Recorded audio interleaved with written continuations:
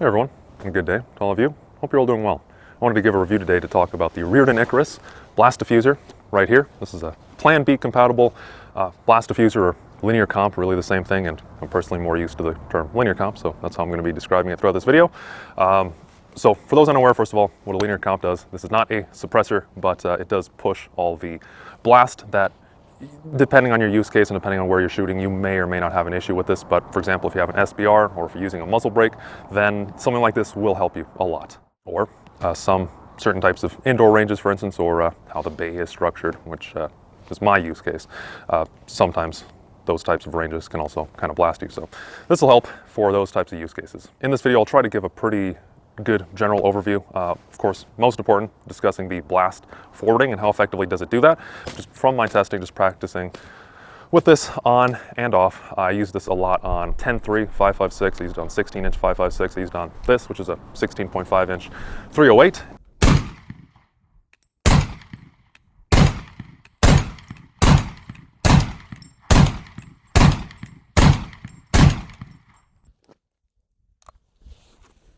Post first 10 rounds with the Rearden Icarus. Note the muzzle device here has what looks like brass fragments, but I don't think they are. I think it's something with some residual just stuff that was left over from the Icarus, maybe is kind of blasting off.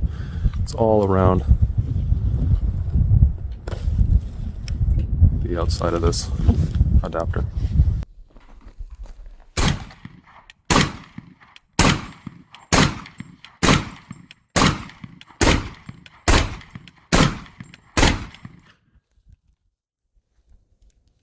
This is after 10 rounds of firing the Icarus on this rifle. Notice that there is none of those brass looking fragments on this muzzle device. So yeah, that kind of confirms that it was just something left over in their manufacturing process that just blasted or kind of cooked off in the initial firing.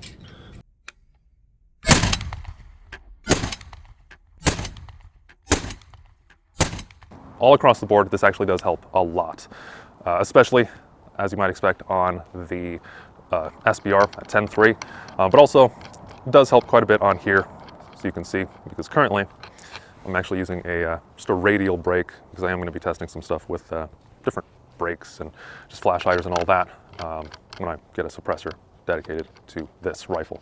I have tried other linear comps in the past. I've tried the Caw Valley one. I've tried the Hate brake from Maximum Defense, which is actually a pretty effective one, albeit quite large. The thing I do like the most about this one is that it is Plan B compatible. As you can see right here, this is a SD Tactical Arms. This is just one of their radial brakes. Plan B compatible, of course. So what this is it's pretty much just like, if you're familiar with the Surefire Rearden, it's pretty much that, except for the Plan B ecosystem. Now, there's a lot of other options as well out there that will fit on Plan B compatible muzzle devices, which I want to kind of compare and contrast a bit later, at least as far as price is concerned, since I don't own all of them. But as far as this one, it locks up really well on this particular SD Tactical Arms muzzle device. Yeah, locks up really well. I don't actually have any of the Rearden muzzle devices themselves. I'm sure they'd fit just fine as well on there. But I actually did test this on a bunch of Wolfpack Armory adapters as well, which is what I have on my 5.56s. And surprisingly, it locked up quite well on those too, despite the fact that those Wolfpack adapters are, not to go too into the weeds, but just those were prior to a change they made with the taper, because prior to this change, they're using the wrong degree on their taper, using a 24 degree versus 25, and now they're fixed. But even then, even with those slight errors in the manufacturing process, it still locks up really well on everything. I will say this does seem like it does need to be a little bit tighter than just your regular Plan B suppressor. For example, I'm most used to using the Wolfpack low profile adapter on my Cat WB, and on everything that I put that onto, it doesn't really need much torque to really just lock on. With this one, I would say that, again, if you are familiar with how tightly to put on those Plan B suppressors, this probably should get a little more torque. Now, I will say I haven't actually had this walk off completely and totally loosen up, but what I will say is it seems like if you don't have it properly tightened down, especially if you're trying to do precision, which is my actual main reason for picking this up, which I'll discuss in a little bit because it is kind of relevant, but it can impact the precision, as you might expect, because if it isn't properly tightened down, it will of course not be evenly kind of distributing how the gases and the blast is all going out there. So it will affect your precision downrange as well. That's going to be a very good segue into the next point I wanted to discuss pretty in depth, which is the precision and what effect does this have on it or lack thereof. This is going to be a pretty long segment, so if you don't want to skip it, see the timestamp up on the screen as well as down below in the description. Just for a quick summary, it doesn't seem to have a negative impact on precision, but it can potentially impact the harmonics. So some loads that you may have worked up, for instance, what I noticed is one of my previous hand loads no longer shoots as well in this, but I have a different hand load I was testing that shoots better than I've ever shot any of my rifles actually before. So to understand, to walk through, I'm going to put up on the screen. So I tested this on this rifle right here. This is my MR762, 308 of course. Before, what I had was a worked up load with Sierra Match Kings and Federal primers. In the past, I've been able to shoot those at about 1.1 MOA. One issue I noticed though, because I've fairly recently got this back from having some work done on it and trying to get it as accurate as possible. But after I put this Icarus on here, I was actually getting a little bit more closer to 1.5 or 1.7. So I tried testing a bunch of different ammo, and then I also tried more hand loads, just the only difference was a different type of primer. Sierra Match Kings, these are with the CCI primers at the bottom right bullseye.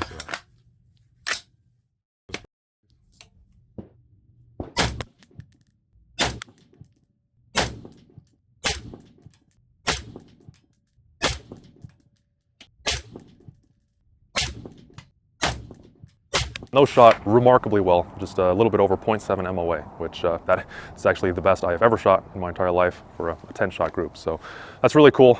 Now, one caveat, I think that the reason for that is this is probably impacting the harmonics of the barrel and everything, but I'm not totally sure on that. It just seems to be, since some loads are now shooting worse, some are shooting way better. I've never actually done precision testing before with a linear comp installed, so maybe they all would have a pretty large impact on precision. As far as all the other muzzle devices I've tested over the years, mostly flash hiders, muzzle brakes, and suppressors, and those pretty much across the board don't have any issues with too much of an impact on harmonics. Suppressors can have a zero shift, but yeah, as far as harmonic changing, usually not too common on ARs. I did also want to talk about the flash on the Rearden Icarus here.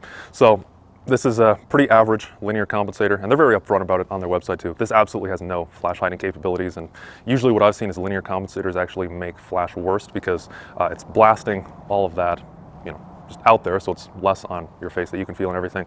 But with that, it also makes the muzzle flash just way more of just a kind of ball of flame out in front of your muzzle. And yeah, this is no different. I did want to just touch on that just because you might think that, these three prongs up here kind of look like a flash hider, but they're just kind of there. They don't have any flash hiding capability. So just that's what to expect with that. You can really see the flash. Normally I do my flash tests right at dusk, but this was actually in the middle of the day. So just gives you an idea for how much flash there would be. Just imagine being able to see that much clearer at dusk or in the evening. And also one thing I was surprised about, talking about just kind of those prongs on the end, is just the general overall profile. This is a very short device, which I quite like. I didn't want something huge sticking out the end here. And they do give the exact measurement on the site. It's just, I don't know, something about the photos just seemed like it would be a lot larger, but I'm really happy with this not being way out there and just making the rifle overly long. Looking also now a little bit at just the cosmetic side. So they make three colors of this. They make black, of course. They make camo brown, which is a very weird color, and that's what this one is. And then they also make FDE, which, judging at least from the photos on their site, it looks a little bit more gold. But I picked up the camo brown just because I was interested in what this actually looks like, because they don't have an accurate photo on the site. And it's pretty much just a dark, maybe subtly kind of rusty brown, but it's a really weird color because in some lighting this actually looks more gray, and I have no idea how well that'll pick up in the camera. This is just a PVD finish right here.